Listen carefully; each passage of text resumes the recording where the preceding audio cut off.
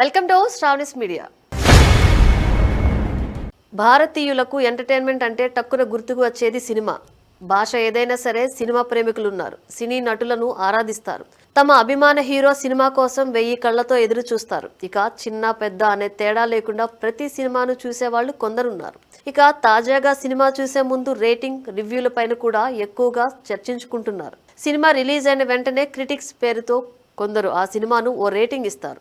అటు మీడియా, సినీ పత్రికలు కూడా ఇప్పుడు సినిమాలకు రివ్యూలు ఇస్తున్నాయి. వీటిలో కథ, కథనం, నటీనటుల అభినయం, ఫోటోగ్రఫీ, నేపథ్యం, సంగీతం, ఎడిటింగ్ వంటి అంశాలను ప్రధానంగా ప్రస్తావిస్తారు. వీటి ఆధారంగానే సినిమాలకు రేటింగ్స్ ఇస్తారు కూడా. 5 స్టార్లకు 3.75 వస్తే చాలు, అది సూపర్ హిట్. అదే 2.5 రేటింగ్ అయితే యావరేజ్. ఈ రేటింగ్ ఆధారంగా ఈ సినిమా థియేటర్లో చూడాలా లేక ఓటీటీలో చూడాలా అనేది సగటు ప్రేక్షకుడు ఇప్పుడు నిర్ణయించుకుంటున్నారు.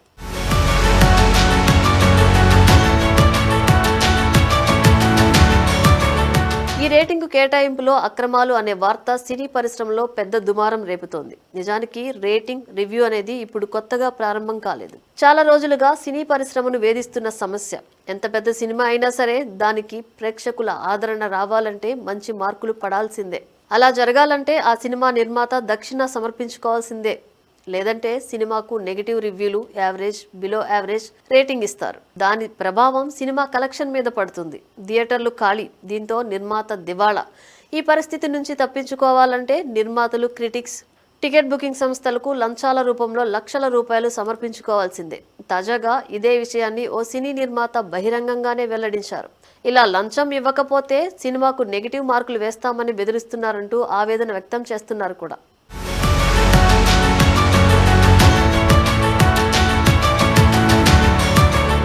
టాలీవుడ్కు చెందిన ప్రముఖ నిర్మాత ధీరజ్ మొగిలినేని చేసిన వ్యాఖ్యలు పెద్ద దుమారం రేపుతున్నాయి. రివ్యూల వెనుక ఇంత పెద్ద స్కామ్ ఉందా అనే ప్రశ్నలు తలెత్తుతున్నాయి కూడా.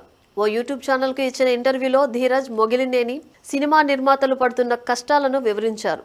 సినిమా హిట్ టాక్ వస్తే అది నిలబెట్టుకోవడానికి నిర్మాతలు ప్రతిరోజు 10 లక్షల రూపాయల వరకు ఖర్చు చేయాల్సి వస్తుందన్నారు. ప్రముఖ ticket booking platform book my show పైన సంచలన ఆరోపణలు చేశారు. అందులో సినిమాలకు ఇచ్చే రేటింగ్ వెనుక పెద్ద స్కామ్ ఉందన్నారు. బుక్ మై షోలో ఇస్తున్న రేటింగ్ ఆడియన్స్ ఇవ్వటం లేదన్నారు. ఆ సంస్థ తరపున ఏజెంట్ నిర్మాతతో సంప్రదింపులు జరుపుతాడన్నారు. 2 లక్షల మందితో ఓటింగ్ వేయించడానికి 9 రేటింగ్ కోసం 5 లక్షల రూపాయల ప్యాకేజ్ వసూలు చేస్తారంట.